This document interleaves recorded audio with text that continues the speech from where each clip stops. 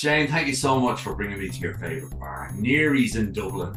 Yes, hiya Gary. Welcome to Neary's. It's a lovely spot there. You know, as you can see in the background there, you know, it's such a traditional pub in the middle of the city. It's a special place. You know, we've as a family and even as friends, even when we go into town, we always try to go to Neary's. You know, it's a little hidden gem just off Grafton Street because as you know, it's particularly in Christmas time, you're walking down Grafton Street. It's like a safari, you know, you're dodging people, and all of a sudden you can just skip off on the side of the road, and then you can go in for a pint, and it's a pub we always go to, you know, particularly in Christmas. We have a tradition around Christmas to go in here, and then anytime we're in town, we're always looking, you know, we're always pointing our natural compass towards that direction, you know, and thinking of ideas and excuses to go up that part of the city. So yeah, it's a Or lovely. memories. There's probably memories in there that you just want to get enveloped on. There is, yeah, and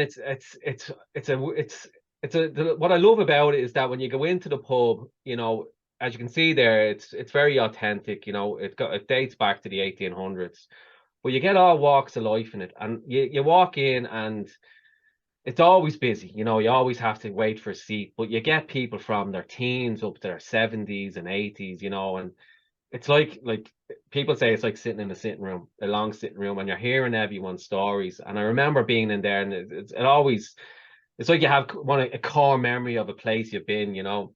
Yeah. And I remember being in, and I got sitting there. The place was jammed, and we got put down, and we were sitting there, and there was three older ladies beside us, and they were, you know, from the inner city, you know, and I'm originally from the inner city, so it was Okay. you could hear their, you know, the tones. But they were absolutely roasting someone. They were giving someone dogs abuse, you know, and you're obviously hearing it, you know, you're not actively listening to it, but it's hard not to hear it, you know, and you're just thinking, geez, that person's getting an awful dose, whoever they are. But I remember one saying, because it reminded me of me granny, and all you hear is like, if she was a chocolate bar, she'd eat herself, you know. And I started laughing, I sniggered, and your woman, one, and she looked up, you all right there, love, are you? And it was just funny, you know, because it just brought me back to it. Because my granny always used to say that, you know yourself, older people, the sharp as a tack, and there's no filter. They just let you know straight away whether they like you or not. But Isn't that the truth, though? There's some amazing, hopefully not lost sayings and turn of phrase. yeah, We had a discussion yesterday on one of the shows. When I was a kid, we moved out to volunteer, and that was country. yeah, Home was country, right? And we picked up, and we were the blow-ins, and all the kids locally used to say, "Will you get up the yard? There's a smell of Benji off you." You know, we had no idea, not a clue, but you sort of knew it wasn't good. yeah. It wasn't a compliment. I must say, I love the chandelier in the middle. In the middle, Yeah, it's a bit random, isn't it? it is. And you know what? It's right beside the Gaiety Theatre. And Ah, do you know what I mean? And that's the only connection I could think of, that it's, you know, because you get a lot of people from the Gaiety coming in and having drinks, and even I follow a few people on Twitter, and they're always, you know, sports writers, and they're always going into the likes of these traditional pubs. And the beauty of that place is that obviously it makes a lovely pint of Guinness. It's fantastic. But you make a lovely toasted ham and cheese. So there's no fancy burgers with cucumber and avocado. It's a toasted ham and cheese, and that's all you're getting, and a pint. And I'll that's, tell you, you know, that's you're now, you're now going to say, and they also do Tato King crisps and that's tea. it. That's it. The pub, remember the pub crisps? Remember the big box of pub crisps? Yeah. Big box of pub crisps. So listen, we're sitting there, the two of us, we're having a chat, and you're bored with me. The door bangs open. Who would you love to see there, dead or alive, that would sit down beside you and have a good old chat? So that, yeah, I mean, I did. I thought it's probably, you know, it's funny you should say that, because sometimes you're sitting on a bar stool with your mates and you're having the same conversation and whatever it may be. But I suppose I lost my father in 2018 to cancer, and I suppose I'd love to have a conversation with him again. You know, because I suppose it's only when people, you know, leave you or, you know, die unexpectedly, that you go, geez, so, you know, obviously there's obviously a level of regret with all type of passing. You think I should have done this, should have done that. And I probably wasn't as close to my father as we should have been between the two of us.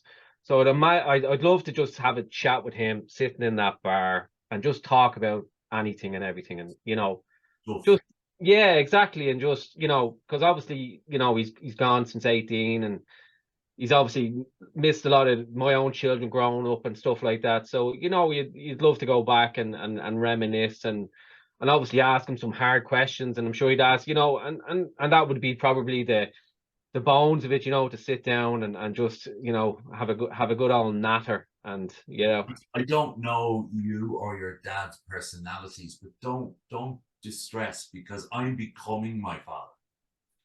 So yeah, when you get to my age, you can look at the mirror and you can have a chat with him. it's funny. It's not the first time someone has said that to me more often than I think. I think I'm becoming more grumpier. That's for sure. Me also.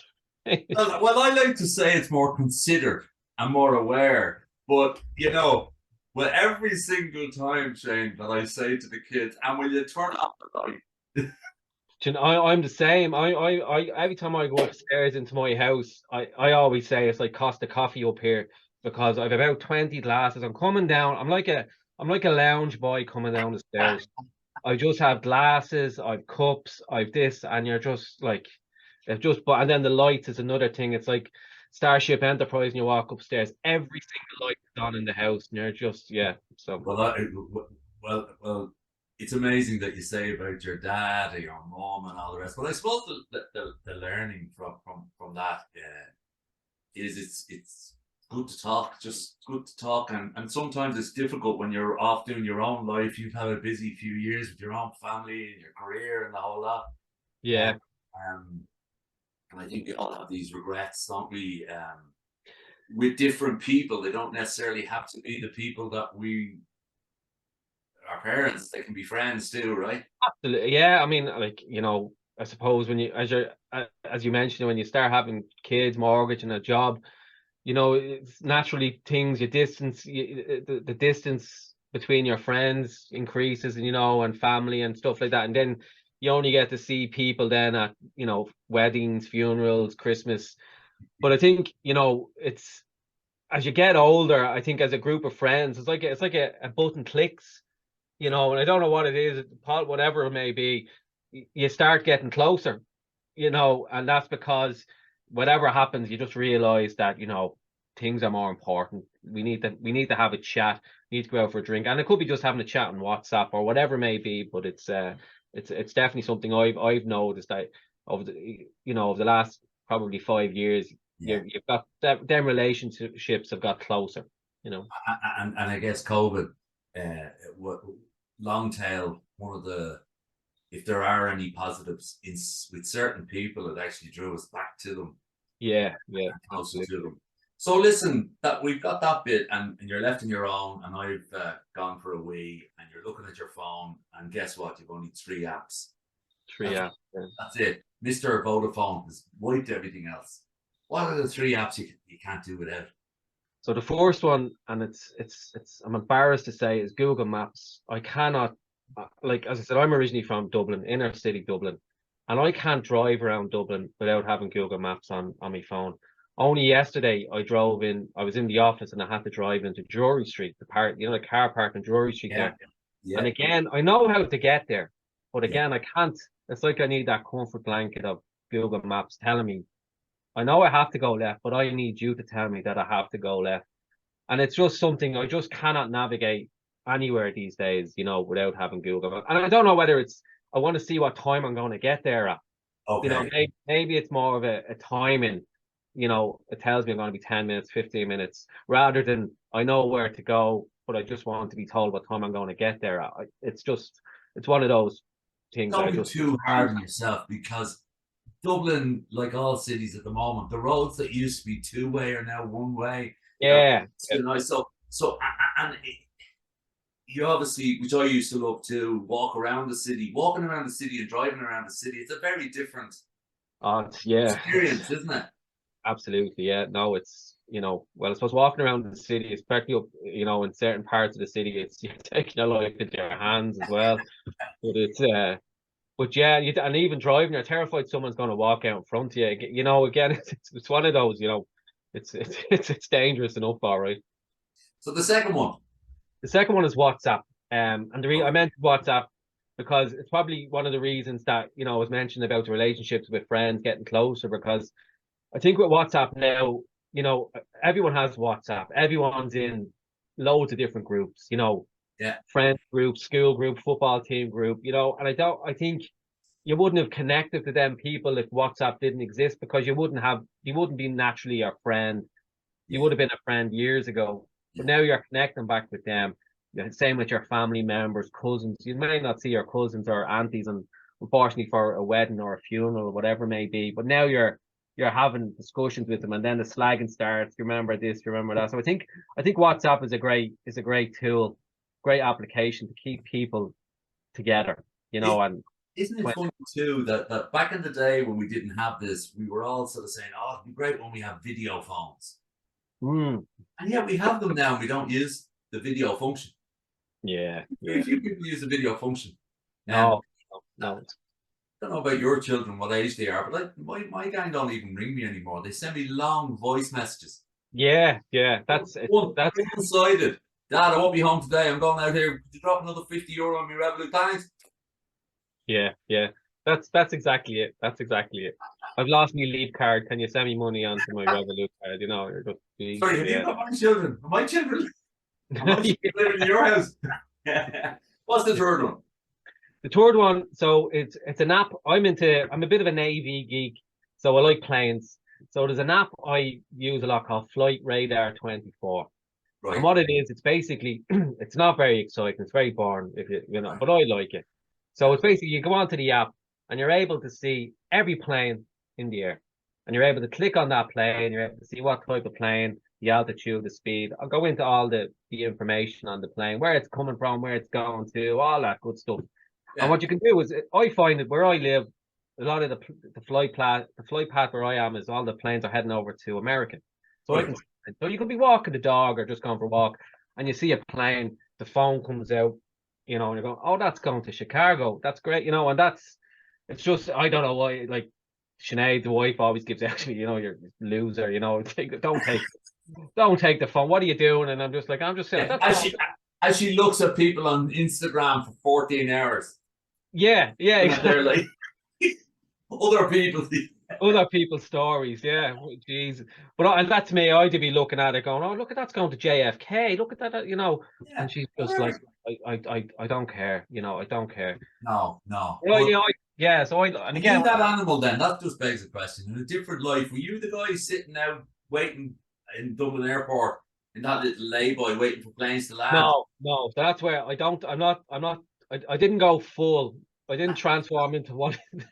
I'm sort of on the fence, but I do travel a lot with work, so yeah. I do enjoy the whole, getting onto a plane and But is that not what makes the world spin, right? Is that you spend time because you've an interest in knowing where all those planes go, and if it makes the serotonin or the endorphins or the dopamine run a bit better in your mind, what's wrong with that? Absolutely, yeah. No, absolutely. What's wrong with it? There's nothing wrong with it at all. In fact, like what we were talking about earlier, blokes sitting at a bar, if we just talked about the same thing all the time, whereas I'm sure that on occasion tell us there, Shane, about how many flights went over to America, and it's a thing of a joke, but then it's sort of, oh yeah, all of that. Yeah. I'm sure COVID, you went nuts the first couple of days. Jesus, where were they going to land all these planes? Because planes are meant to be in the air, isn't that right? That's right. Yeah. No, it was pretty. If you looked at the map during COVID, it was pretty scarce, all right. Yeah. But it's funny. I was watching one the other day where do you remember your man, the Virgin flight was going up, and we're trying to release the rocket into space from the 747. So again, you can click on that and you can see the flight path and where it's going. It was only off the south coast of Ireland. That's where it sort of went up. But so you can see that, and you can see you can see, you know, how many people are tracking the flight and stuff like. Now, I mean, I don't sit there looking No, at it for hours. It's literally you open it for 5 minutes. You might just have a canter looking at it, and then it's done. It's done then, and then you might not look at it there for a couple of days if you're walking around or something like that. So it's listen, yeah, I know lads who spend the whole of Sunday morning looking at every table down to the Diodora League #4 in the UK, looking at who won, who scored goals, yeah. It's the same old thing. So, is there anything in a couple of minutes you can say about yourself that maybe we haven't covered, or you'd like to people to think about or be aware of? Is there anything, any little anecdote? Yeah, I suppose it's a funny story, and it's not obviously not many people that know about this, but I suppose as Oh, bring up the popcorn and bring the up the drinks. popcorn. Come So on. as you can see there, I'm follically challenged, right? And I've been follically challenged, like yourself. I've been Yeah. follically challenged, and I started losing my hair when I was 19 years of age.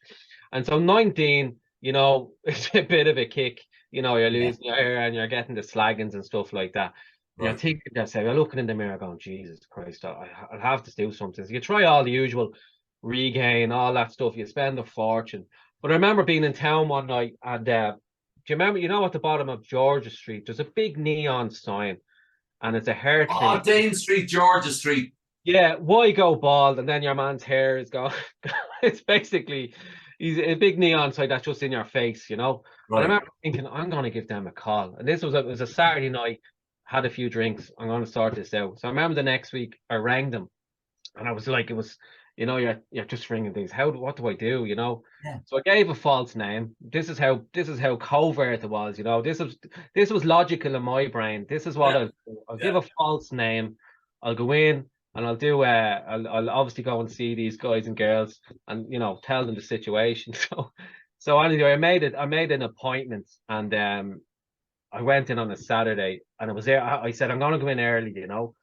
And it was actually, I remember well because it was the time Ireland playing Cameroon in the World Cup. Do you remember it was on in the 2002. 2002 it was in Oh, Roy Keane. The Roy yeah, Keane. iPad. And Yeah. I remember we were going to the pub that morning to go and watch the match because the pubs were open at 7 or 6 in the morning. But I wasn't drinking. And everyone, why is he not drinking? You know? And Oh, I have to, and the appointment was at 10 o'clock or something like that. So I went in. Anyway, I got on the bus. So I obviously wasn't driving at the time, but it was like an SAS mission, you know, it was covert. I didn't, because the thought that someone seen me going into this place was yeah. worse. Well, 19, man. Yeah, You're so aware of everything, even when you're. exactly. So on you go in, you go in, you know, trying to hide yourself. But anyway, it was the biggest load of shit. I paid up for 10 treatments, and you basically go in and massage your head, you know, and they do be saying stuff. Oh, I can I can really see this is making a difference, and you're going, this is fantastic. This is great news. You know, this is I'm going to be, you know, I'm going to have a full head of hair. I'm going to be Yeah. able to the Yeah. hairdresser and all that. Yeah. Anyway, as you can see, it was a success. I was just going to say, like myself, it's going well there. It's gone well, absolutely, yeah. It's But going well. it's funny But, because obviously I met everyone, like family know about it and friends know about it, you know, and we always have a laugh about it because yeah. and now friends have gone. We do be in the like sitting there in a bar talking about, you know, friends that are losing their hair now, and they're talking about, you know, going to Turkey and stuff like that. And you do be breaking your heart laughing, you know, Yeah. because you know. And if you probably have a discount code now with the lad Oh, down. absolutely, yeah, I can set them up, yeah. You're an agent. If you Yeah, check down the bottom there, www. W, But yeah, you're so spot on about one thing. We might be finished with this. Is that I was like you, but a little bit less, 25, 26, lose the yeah, hair. But you sort of get away then when you get a bit older by people saying to you, "Geez, you're looking well." yeah. And Because you look the same all for the last 20, give, 30 years, give give or or take. take. Yeah. So for all those people who used to slag in their gel and their wham hairdos and all that stuff, your time is coming. You're Yeah. not you're not trying to grow here to do a Bobby Charlton in reverse or anything. You're not trying to No, No, I've decided against that. Yeah, no, I've decided. But it does be funny because you see, like when you're getting with groups with the lads meeting up, you know, I seen a funny thing on WhatsApp there. We were sending on the WhatsApp group where this guy is basically coming with the passport control, and he gives the passport to the woman, and she opens it. And the guy is bald, completely bald, you know, and he's no teeth. And then she looks at him and goes, nothing like you. And the fella has a full head of hair, loaded, brand new teeth. And she goes, where are you coming from? Turkey. You know, and it's just hilarious. And we're always saying to each other, would you go full Turkey? You know, because they're at that stage now where they're in denial. I've gone past that. I'm at the acceptance stage. I've gone through all the stages. But they're at that stage now where, you know, what do I do? Do I just leave? You know, do I go to Turkey? And I get great time out because then you're just slagging them on the WhatsApp group. Oh, that's because you're an agent for this guy down on Georgia Street. And you're trying to dissuade him. I get it. It's okay. There you go. That's it. But Shane, it's been short and sharp, but it's been really interesting. Yeah, absolutely. I really enjoyed it. We've been all over the place. And it's been wonderful, and I really love my memory of this one would be the little anecdote. I've done it myself, sitting beside people in a bar like this where they're talking about something you're not really listening, but you can't help. And if anybody's listening that's coming to Dublin, find a bar like this because there are characters. Is that what we call them? That's exactly it. All walks of life. There are characters in there, and even if you just sit there and listen to the way they talk, the way they're enthused about stuff, it's extraordinary. I sort of know why journalists would rock in there and rock into these places, because they can pick up a lot of characters for their next book, for their next movie. So thanks a million, Shane. It's been a pleasure. That's no problem at all. Thanks very much, Garry. You're welcome.